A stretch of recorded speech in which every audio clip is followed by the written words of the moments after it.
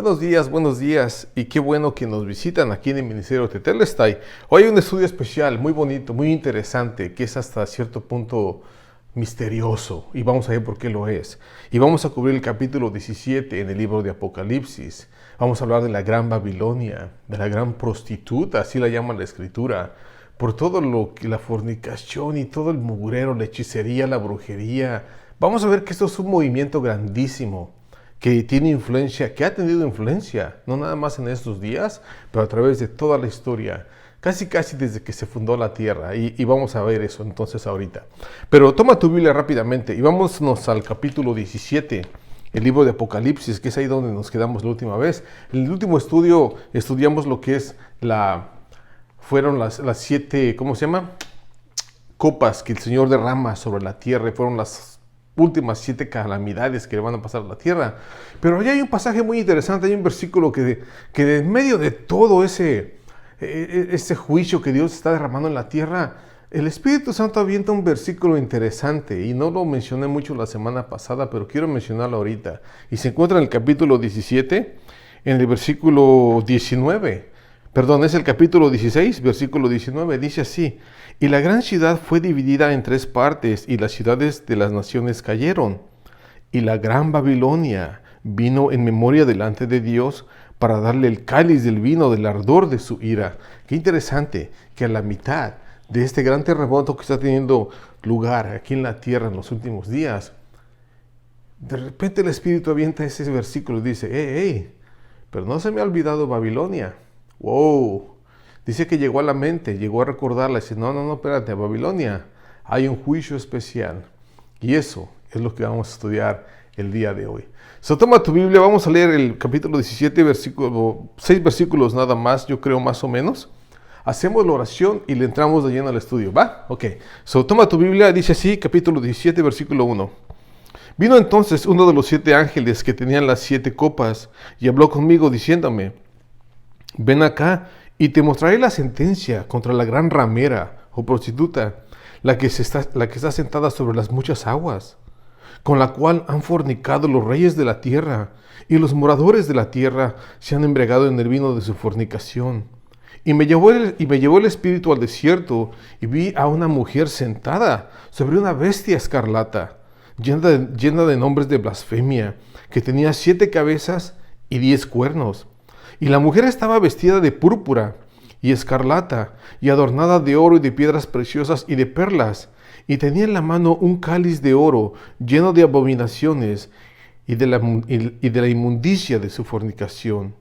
Y en su frente estaba un nombre escrito, un gran misterio: Babilonia la grande, la madre de las rameras y de las abominaciones de la tierra.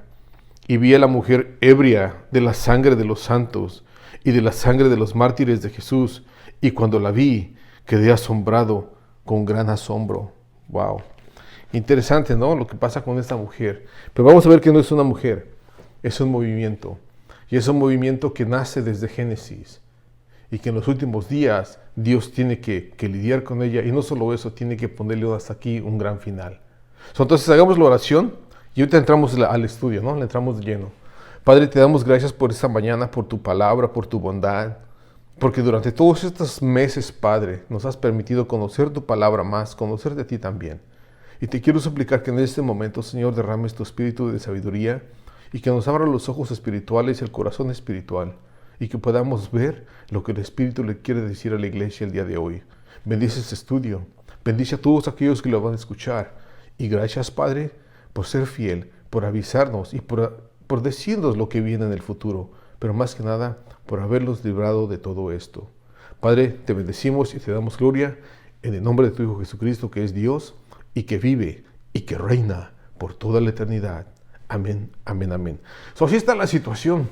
Aquí vamos a ver a Babilonia, la gran Babilonia. En Génesis, desde un principio, Babilonia nace ahí.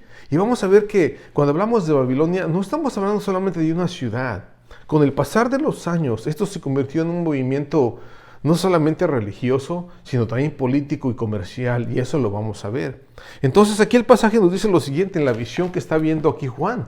Dice, empieza así diciendo, entonces uno de los 7 ángeles que tenía las 7 copas y habló conmigo diciéndome, ven acá y te voy a mostrar la sentencia, es decir, déjame te digo en qué va a acabar esta mujer, esta gran Babilonia, contra la gran ramera que está sentada sobre las muchas aguas. Recuerden que las aguas aquí nos van a dar la interpretación del versículo 15. Eso es lo que dice. ¿Quiénes son estas aguas sobre las cuales la mujer está sentada? El versículo 15 no lo dice. Dice así, me dijo también, las aguas que has visto, donde la ramera se sienta, son pueblos, muchedumbres, naciones y lenguas. Qué precioso es esto, ¿no? Así es como se interpreta la Biblia, lo que es la profecía bíblica. Es interesante que vemos ese símbolo de que está sentada sobre muchas aguas. Y la pregunta es, ¿cuáles son esas aguas? Bueno, la misma Biblia te explica quiénes son. Y eso es un chicken nugget que quiero que te lleves. Para cuando estudies la Escritura en profecía, especialmente el libro de Apocalipsis, y veas un término que no entiendes, búscalo alrededor de toda la Escritura, especialmente el libro de Apocalipsis, y muchas veces la respuesta está ahí también. Esto es lo que pasa. Entonces, esta mujer aparentemente está sentada sobre muchas naciones y pueblos y tierras. Entonces, vemos que no es una mujer, esto es un movimiento. Y dice el pasaje, el versículo 2, dice que con esta mujer, con la cual han fornicado los reyes de la tierra, y los moradores de la tierra se han embriagado con el vino de su fornicación. Checa esto, es interesante. Esta mujer ha contaminado a todos los reyes, es decir, a todos los líderes del mundo. Y no solo eso, también a los hombres de la tierra, a los moradores de la tierra, con su fornicación. Quiero que pongas atención a ese término fornicación. Es la segunda vez que se menciona en este versículo, el versículo 2. Dice, con la cual, inicia el versículo 2, con la cual han fornicado los reyes de la tierra, y al final dice que también los hombres de la tierra han fornicado con ella. Esa palabra fornicación no se refiere a un acto sexual. Vamos a ver que en la Escritura, cuando se habla de este tipo de fornicación, se refiere a un hecho espiritual y religioso. ¿Cómo es posible? En el profeta Oseas, hay un pasaje, hay una parte donde el Señor acusa al pueblo de Israel y le dice, tú te has prostituido, te fuiste con otros hombres, te metiste con otros, pero no está hablando que la nación se haya metido sexualmente con personas, con hombres, está hablando de que fueron a adorar dioses falsos, otros dioses que no soy yo. Has cometido adulterio, te has ido con otro, has probado esa fornicación para aquellos que eran solteros, para los que eran casados, es lo que es adulterio, pero el concepto es el mismo. Entonces, esto vamos a ver de que tiene un mensaje espiritual atrás de estas palabras. Nos va a hablar el Señor del problema que realmente trajo esta mujer al mundo entero y que fue más que nada el engañar a la población, al mundo entero, para adorar, lo creas o no, al mismo anticristo. Vamos a ver que trabajan juntos. Es lo que dice el pasaje más adelante. Ve el versículo 3, dice, y me llevó el espíritu al desierto, y vi ahí a una mujer sentada sobre una bestia escarlata. Pon atención, el capítulo 13 nos dice quién es la bestia. Y la bestia es el anticristo. Y toda es una confederación que son 10 naciones que lo apoyan. Entonces, pon eso aquí en contexto. Esta mujer está sentada sobre esa bestia, sobre el anticristo. Es decir, ella va a llegar al punto de poder controlarlo por un rato. Porque vamos a ver que la bestia se levanta en su contra y al último la destruye. Pero esta mujer aparentemente está sentada sobre la bestia. Y si tú estás sentado en un caballo, por ejemplo, si estás sentada en un caballo, tú tienes el control del caballo. Lo dices, vente para acá y se va para allá. Le dices, vete para allá y lo jalas y va para allá. Tú lo controlas y esa es la idea aquí. Esta mujer está sentada sobre esta bestia. Y la bestia va para donde ella le dice. Pero recuerda, el anticristo lo que quiere es poder. Y esto no le va a parecer al rato. Porque al rato se levanta en contra de ella y vamos a ver cómo la destruye. Pero por ahí empieza la situación. Entonces dice que es una mujer, que está sentada en una bestia escarlata, es una bestia roja. Y dice que está llena de nombres de blasfemia y que tiene 7 cabezas y 10 cuernos.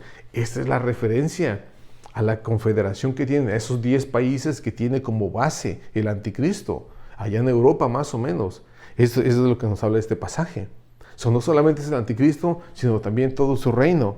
Y sigue diciendo el versículo 4. Y la mujer estaba vestida de púrpura y escarlata. ¡Wow! Una mujer muy elegante. ¿Por qué? El color púrpura en estos tiempos era un color de los reyes. Era un color royal que solamente gente importante como reyes, princesas y príncipes y las reinas se lo ponían. Era muy carísimo.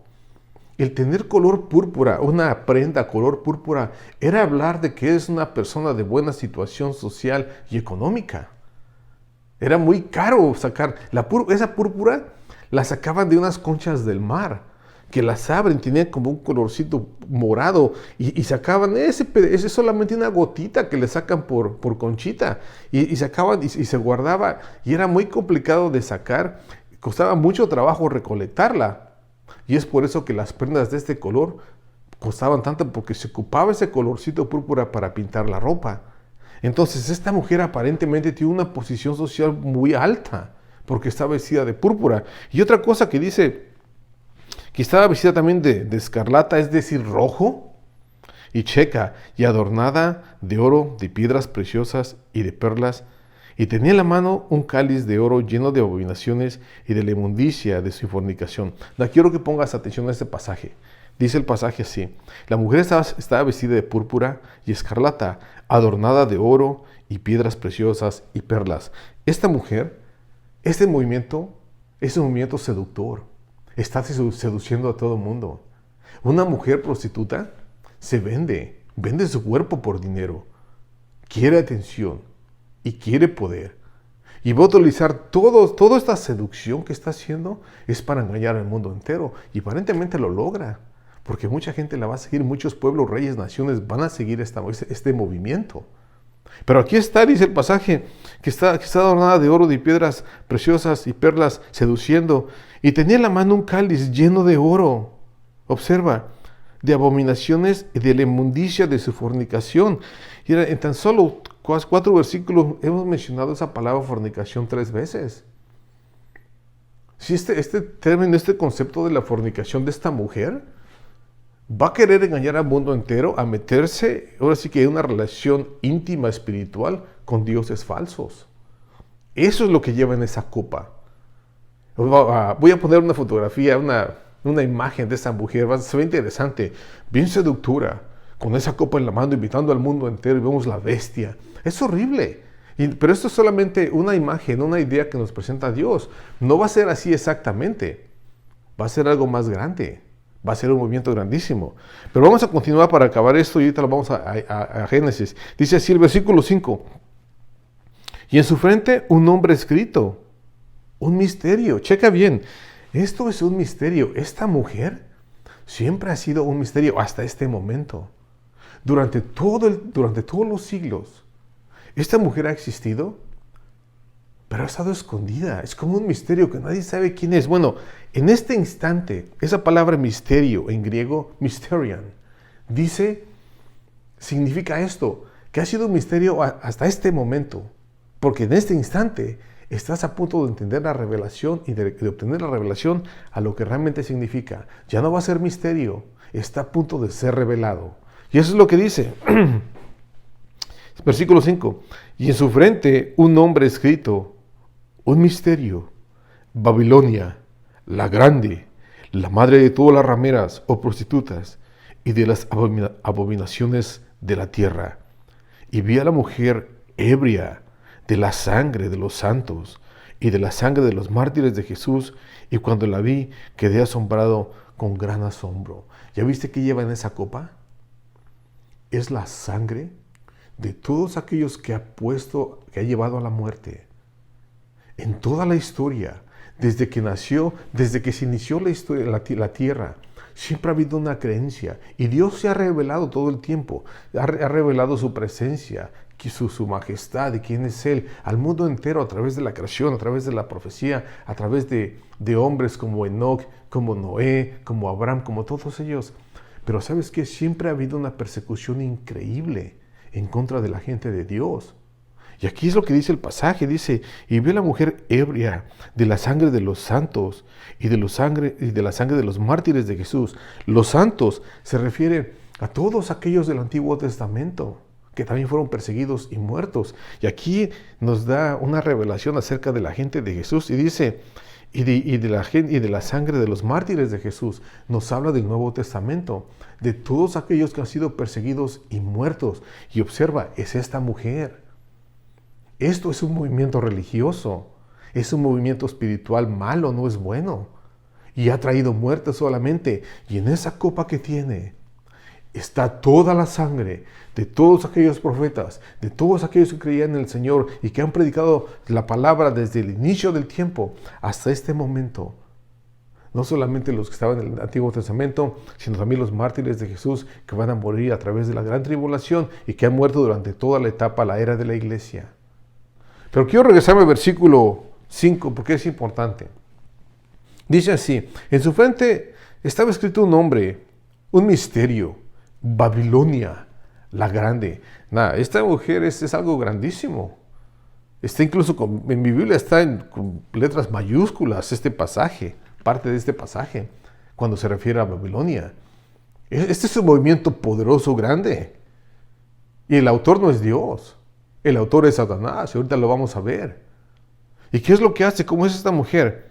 Babilonia la grande, la madre de todas las prostitutas o rameras. Y cuando alguien, yo creo que el título más horrible que se le puede decir a una mujer es ese. No la puedes rebajar más.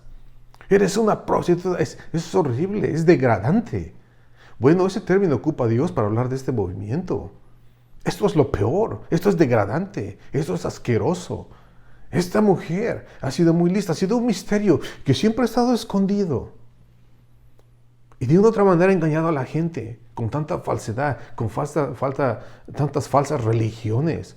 Y muchas de esas falsas religiones, incluso en el Antiguo Testamento, tienen que ver con sexo. Tienen que ver con sexualidad, con no solamente hombre, humano con humano, incluso lo hacían con animales, como hacían los cananitas, la gente que estaba en la tierra de Canaán, antes de que la tomara el Señor, el pueblo de Israel. Ahí practicaban mucho mugrero. Una de las cosas que practicaban era el bestialismo, la bestialidad. Y que es tener relaciones sexuales hombres con animales. Bueno, aunque no se trata esto el pasaje, quiero que entiendas que desde ese entonces ya existía esa falsedad, esa religiosidad, esas costumbres espirituales, si las quieres llamar así, pero asquerosas, que no te llevaban a ningún lugar. Y dice aquí el pasaje, bueno, ella es la madre de todos esos movimientos. Siempre ha estado ahí, abajo del agua que no se ve, pero ha estado presente esta mujer. Y sigue diciendo el pasaje, es la madre de todas las rameras, es decir, es la madre de todo lo que ha pasado aquí, de todas esas religiones del mundo. Y dice, y de las abominaciones de la tierra. Todo eso de las abominaciones incluye bastante. Podemos hablar de lo que es sexualidad y hay mucha abominación. Es increíble lo que el hombre ha llegado, la depravación del hombre. Pero aquí nos está hablando de algo más. La abominación de esto es religioso, es espiritual. Y en muchas religiones, quiero que entiendas que no solamente se trata de creer en el movimiento que sea. Muchas veces hay que matar, hay que derramar sangre, hay que ofrecer las almas, hay que ofrecer el corazón. Es increíble todo lo que ha pasado a través de la historia, todas las religiones, incluso que no tienen que ver con las religiones que se ven en la escritura. Puedes hablar de los aztecas, puedes hablar de los mayas. Cómo incluso hay esos hombres creían de ese tiempo, los mayas y los aztecas, en sacrificios humanos, de sacarle el corazón a la persona y ofrecerlo. ¿De dónde sacan esas ideas? Créeme que de Dios no vienen. Dios ama al hombre, Dios ama la vida y nunca te pide que mates a alguien por su maldad. Al contrario, la Escritura nos habla de que oremos por ellos, habla con ellos que se transformen. Pero vemos que este movimiento ha sido un movimiento global, mundial, que ha estado presente en la tierra durante todos estos siglos. Pero la pregunta es, ¿dónde nació? ¿Dónde nace este movimiento de Babilonia? ¿Y por qué es tan malo? Bueno, para eso hay que regresarnos al origen. Hay que ver dónde nació. Y prepárate, porque esto que sigue es muy interesante y es muy bonito.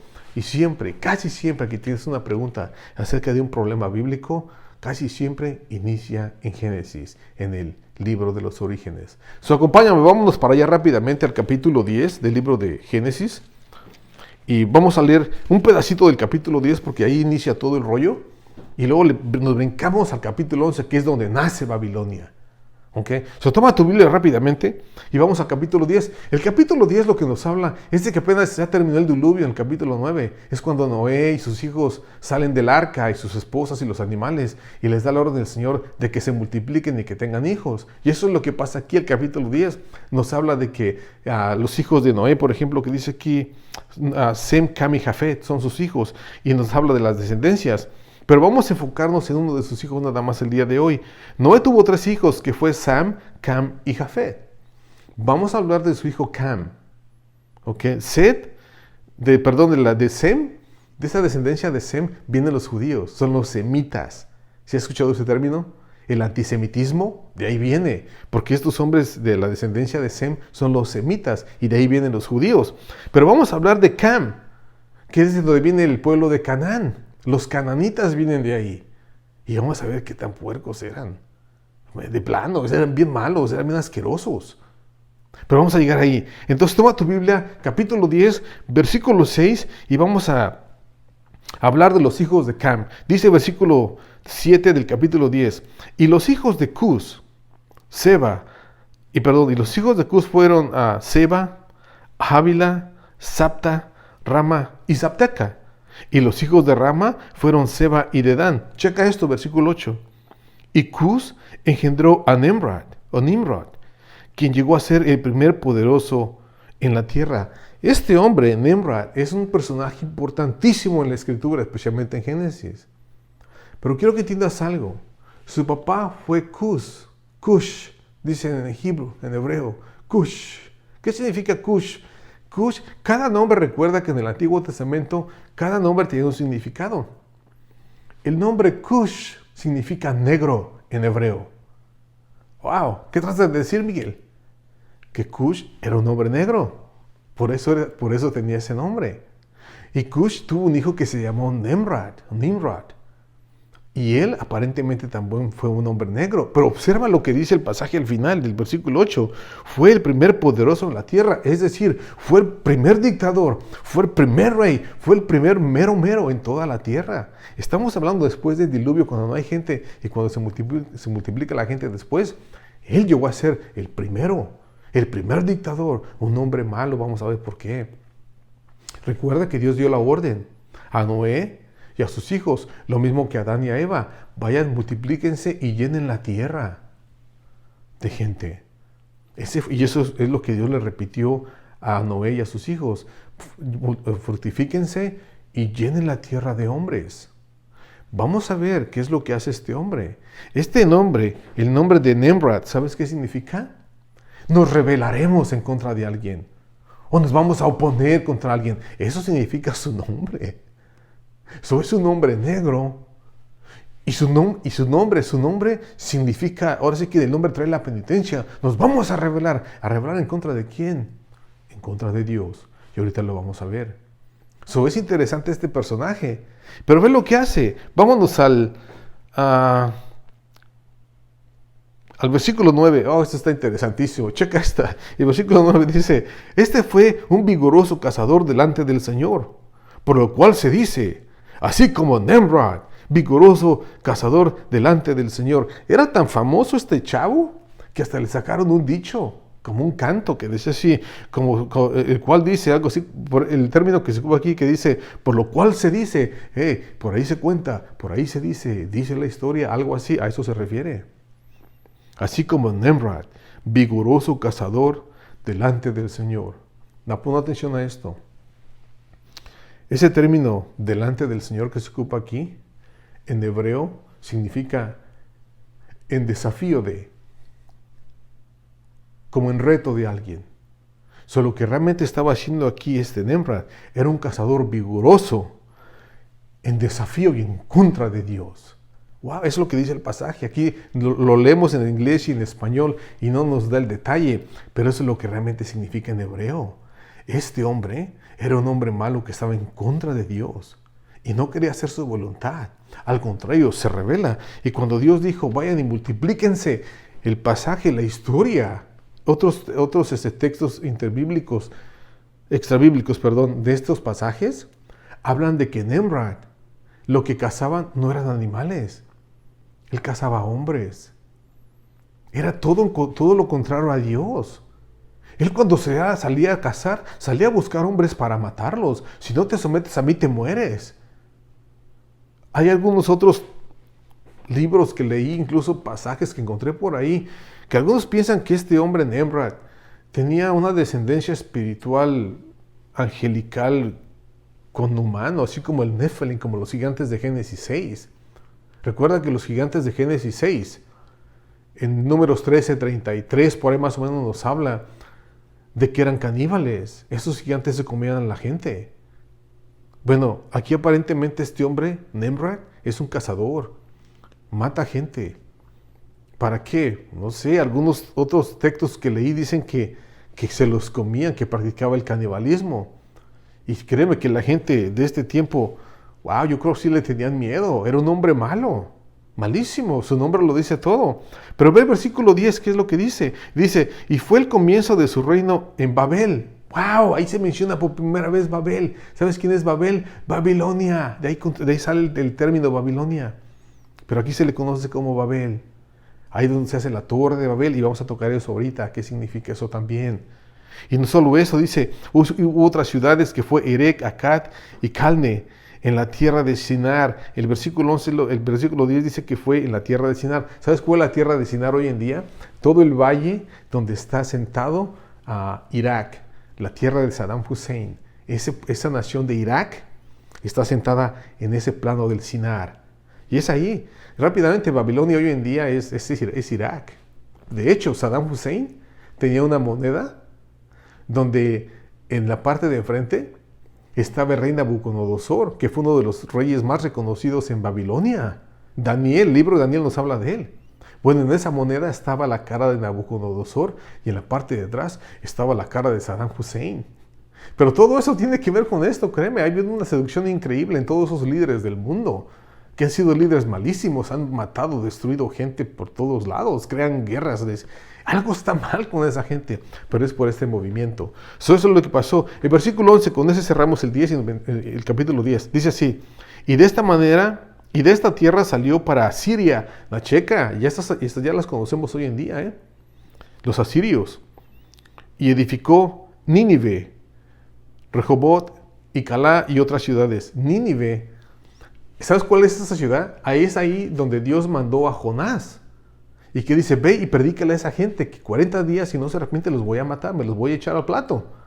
Y Jonás dice, no, yo no voy para allá, sáquense, yo voy para el otro lado. Y en vez de irse para el norte, se va para el sur.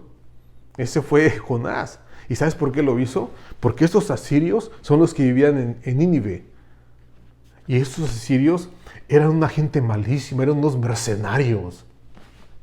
Eran unos animales. ¿En serio? Ellos los contrataban, reyes contrataban a ese pueblo de los asirios para ir a hacer guerra a alguien más. Y les pagaban también. Y los asirios eran tan malos que mucha gente antes de que llegaran a hacer guerra, digamos que si iban a ir sobre algún pueblo, la gente de ese pueblo, antes de que llegaran los asirios, se quitaban la vida. Les tenían tanto miedo y tenían razón.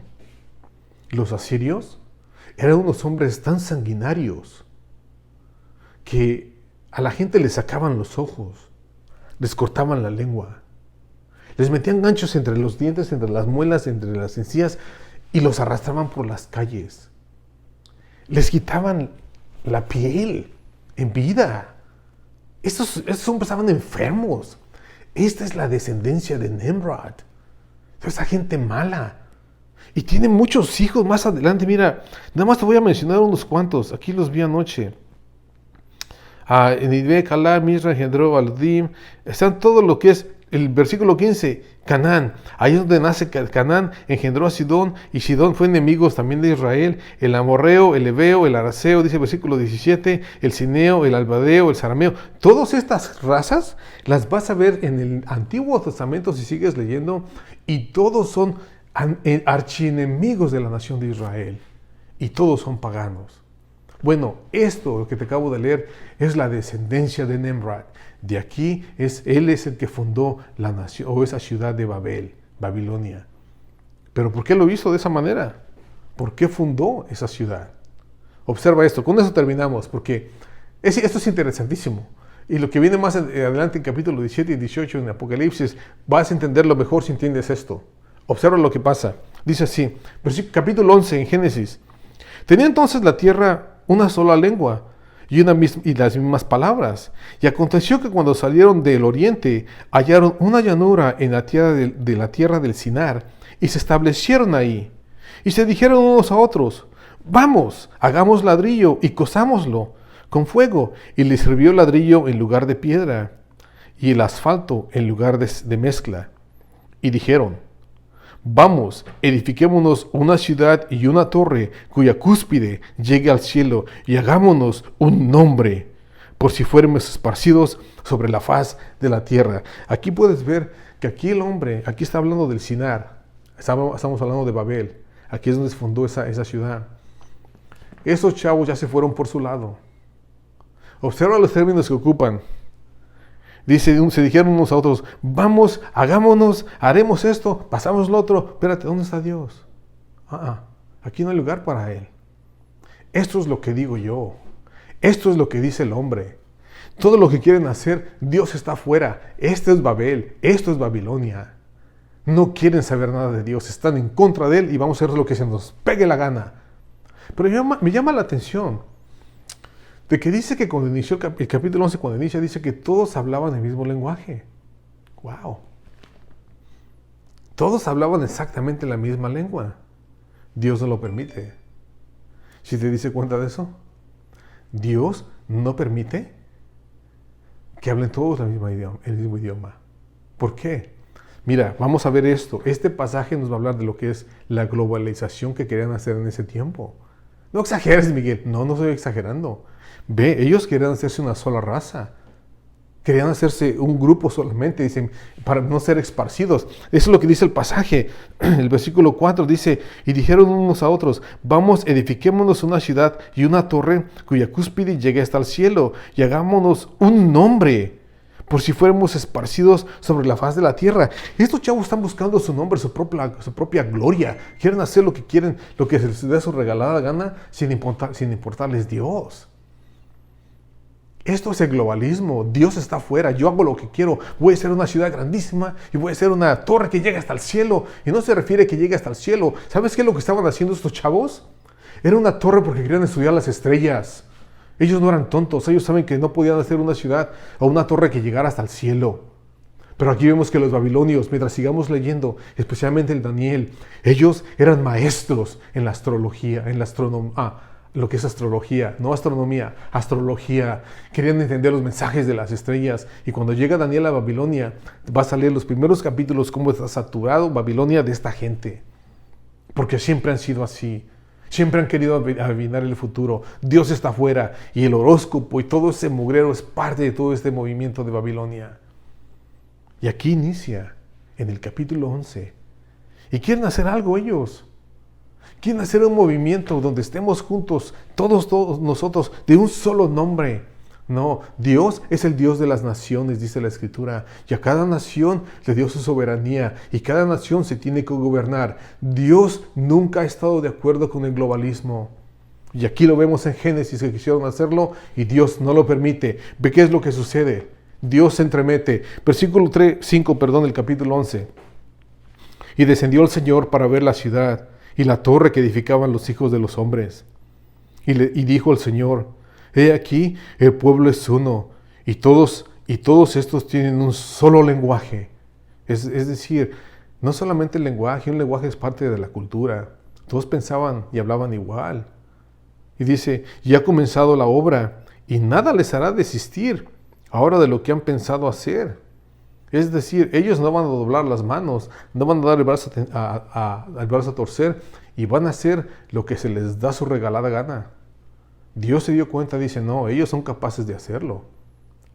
Dios en su sabiduría sabe muy bien, el hombre es capaz de fundar y de crear el globalismo.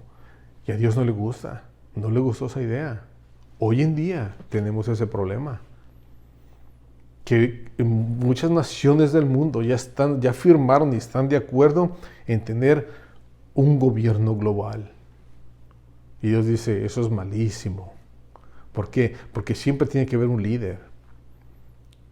Tiene que haber un líder que va a gobernar todo ese globalismo. ¿Y quién va a ser? Y si esa persona es mala y es corrupta, todo el mundo va a sufrir. Puede quedarse con todo el poder. Y va a haber un hombre que se llama el Anticristo, que conocemos como el Anticristo, y él va a llegar a hacer esto. Pero observa, esto del globalismo del día de hoy, del siglo XXI, no es nuevo. Esto ya se vivió antes. Y ve lo que piensa Dios del movimiento. Sigue diciendo el pasaje, versículo 6 una vez más. Y dijo el Señor, he aquí el pueblo es de un solo, he aquí el pueblo es uno, y todos estos tienen un solo lenguaje. Ya han comenzado la obra y nada les hará desistir ahora de lo que han pensado. Ahora pues descendamos y confundamos ahí su lengua, para que ninguno entienda el habla de su compañero. Y los esparció el Señor desde ahí sobre la faz de toda la tierra. Qué bonito, ese fue el plan desde un principio. Multiplíquense y llenen toda la tierra. No, ellos no querían hacer eso, los babilonios, estos chavos de Babel. Querían quedarse en un solo lugar. Llegó Dios y dijo, no, divídanse, váyanse por todos lados. Y les confunde el lenguaje y nacen los idiomas. Qué interesante, ¿no? Aquí es donde nacen los idiomas, porque no se entienden. Y dice el versículo 8 una vez más, y así los esparció el Señor desde ahí sobre la faz de toda la tierra y dejaron de edificar la ciudad. Por eso fue llamado el nombre de ella Babel, porque ahí los confundió. Eso es lo que significa el nombre de Babel o Babilonia, confusión. Porque ahí confundió el Señor su lenguaje de toda la tierra y desde ahí los esparció sobre toda la faz de la tierra. ¡Wow! Tuvo que involucrarse Dios. El hombre sale con un plan. Vamos a hacer esto, vamos a hacer lo otro, vamos a hacer una ciudad. Hay que crear un nombre para nosotros y estemos juntos en bla, bla, bla. Dice Dios, no, ese no fue mi plan desde un principio. Mi plan es de que se multiplicaran y que llenaran toda la faz de la tierra. Pero el hombre siempre ha estado en su contra. Y vemos que este hombre, Nimrod, cuando crea Babilonia, Babel, y todo ese movimiento, era un movimiento religioso. Vamos a ver más adelante que es un movimiento económico y también político. Nimrod quería poder y lo tenía. Pero date cuenta que ese hombre, con ese poder que tenía, entra esa religiosidad, ese espiritismo junto con él. Y vamos a ver que más adelante empiezan a implantar un montón de falsas religiones. Y eso es Babilonia. Ese es el comienzo de Babilonia, aquí en capítulo 10 y 11 en Génesis. Y vamos a ver cómo termina Babilonia en los últimos días, en el capítulo 17 y 18. Es interesante. Pero en la Biblia siempre encuentras la historia de dos ciudades, Babilonia y Jerusalén. Y las ves a través de toda la Escritura, desde Génesis hasta Apocalipsis. Y vamos a ver lo que le pasa a las dos ciudades, porque las dos tienen un final. Y algo que me llama la atención mucho y te lo recomiendo es que hagas este estudio. Babilonia, siempre que la mencionan en la palabra, vienen en dos capítulos, en pares, en un par de capítulos. Por ejemplo, es Isaías 13 y 14. Por ejemplo, te habla de Babilonia, de la caída y de su destrucción. Luego te vas a Jeremías 50 y 51 y te habla de Babilonia, de la caída y de su destrucción. Y luego te vas a Apocalipsis 17 y 18 y hace lo mismo. Te habla de la caída y de su destrucción. Checa esos capítulos si tienes tiempo más adelante para que entiendas el concepto un poquito, que entiendas un poquito más en profundidad quién es Babilonia.